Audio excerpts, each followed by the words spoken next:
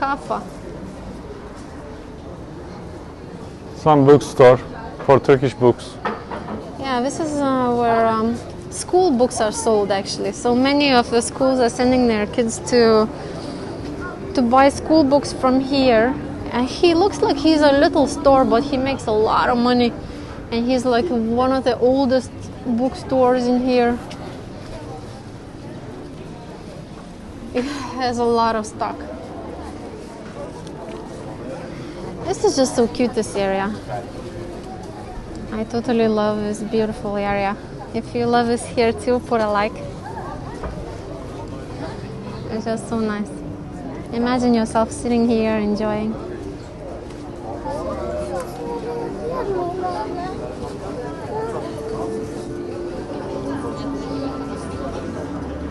Ne haber?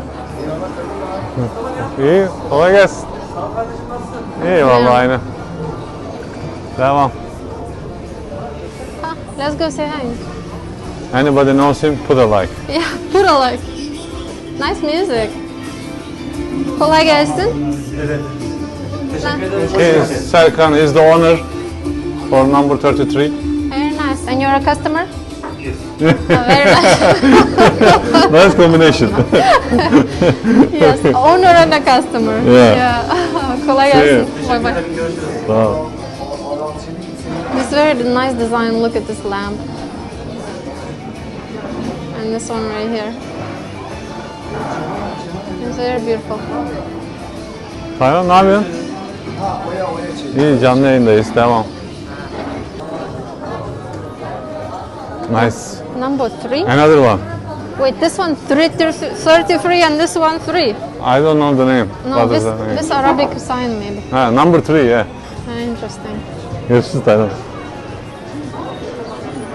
Hele, about the school books, actually they give you which shop to go and what book set to buy, and then you have to buy yourself.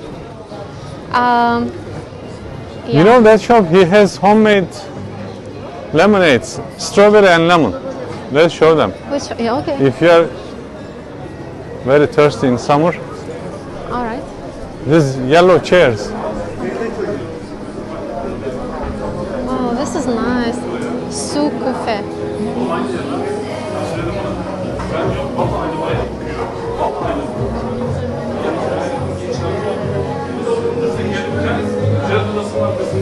Look at this flooring.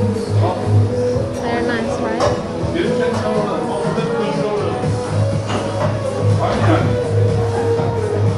What are you looking at? Strawberry and lemon, they made themselves. Ah, they make their own lemonade?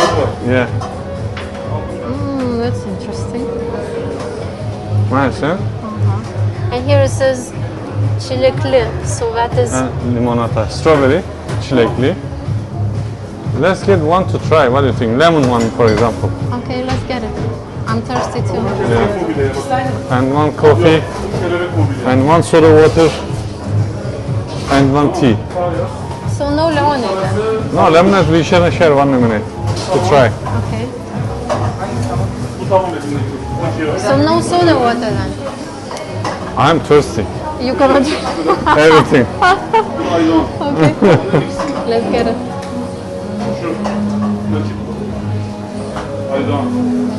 So he has the beers here. Efes beer is very nice. And here's 100% malt. Kolay gelsin. Oh, this beer is very nice. I tried this FS new one, like extra age something. Very nice beer. Yeah. Oh, look, he's chilling the glasses also. For Bir the tane beer. americano. That's nice. Burada içeceğiz ama. Tamam. Bir tane çay, bir tane soda, bir de bu limonatalardan hangisini deneyelim ya? How cute the stairs to the Lemon toilet. neymiş? Limonata var. Hangisi istiyorsun? Soda. Yellow one. Okay.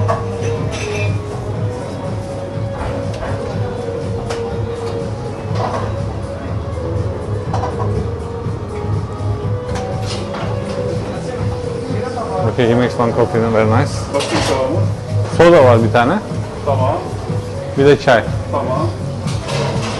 Let's sit here.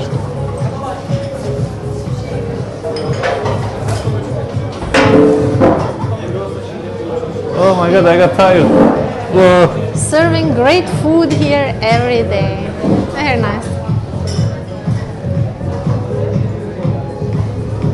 Let's sit.